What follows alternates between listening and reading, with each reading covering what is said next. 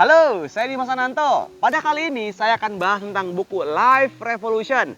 Ini di bab ketiga tentang adalah ilmu mengelola emosi. Nah, ini sangat penting banget karena kalau emosinya salah, maka keputusannya salah. Kalau keputusan salah, maka tindakannya salah. Kalau tindakannya salah, maka hasilnya salah. Kalau hasilnya salah, maka nasibnya salah.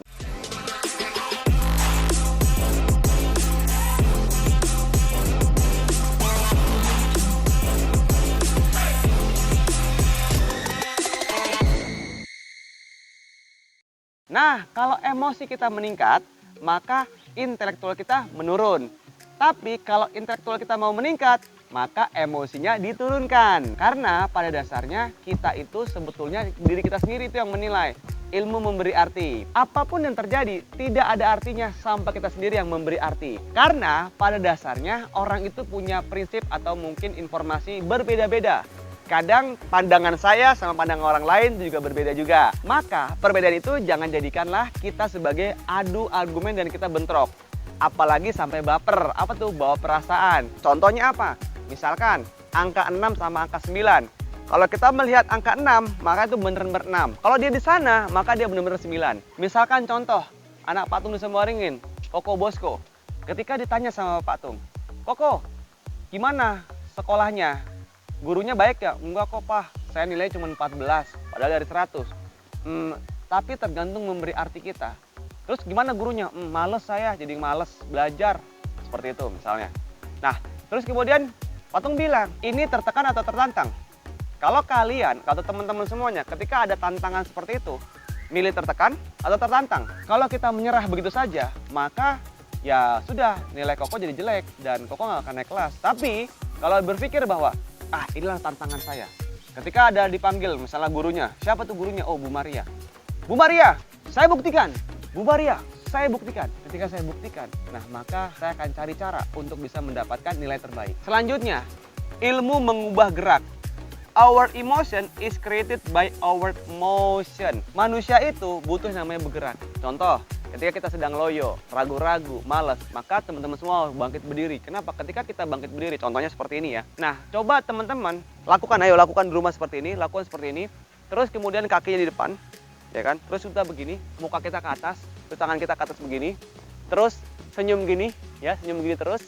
Nah, teman-teman bayangkan kalau teman-teman lagi sedih. Kira-kira bisa nggak? Nah, tetapi kalau misalnya teman-teman di bawah, mukanya begini, cemberut. Bayangkan kalau Anda sedih. Nah, semua itu tergantung dari emosi kita. Emosi kita kalau bergeraknya ke bawah, maka gitu pun juga bawah. Tapi kalau misalnya kita pengen ceria, semangat, udah loncat-loncat, gerak dan seterusnya. Contohnya lagi Anthony Robbins. Anthony Robbins selalu kita bergerak. Nah, dengan cara dia namanya guncang bumi. Go, go, go, go, go. Nah, ketika kita go-go seperti itu Bapak Ibu, dengan bergerak, itu kita bisa menyaring racun, virus, dan bakteri. Kelenjar getah bening kita bisa menyaring itu semuanya. Sehingga membuat kita semakin sehat dan penuh semangat. Kemudian ilmu mengubah fokus.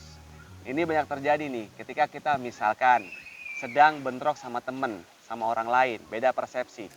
Ya, terus kemudian kita ribut dan marahan.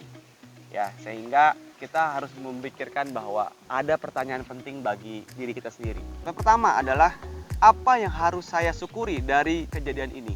Apa yang harus saya pelajari dari kejadian ini yang membuat saya menjadi lebih baik, lebih kaya, lebih hebat, lebih sukses, lebih sehat, lebih harmonis, anak-anaknya lebih sukses, atau lebih dicintai? Yang ketiga, apa yang harus saya lakukan yang membuat saya merasa lebih baik, menjadi lebih baik, orang banyak jadi lebih baik, dan direstui Tuhan? Karena apa? Hidup berkualitas adalah hidup yang feel good, progress, dan useful. Itu kata-kata Mr. Tung de Semwaringin. Nah, selanjutnya adalah jurus bahagia ala TDW.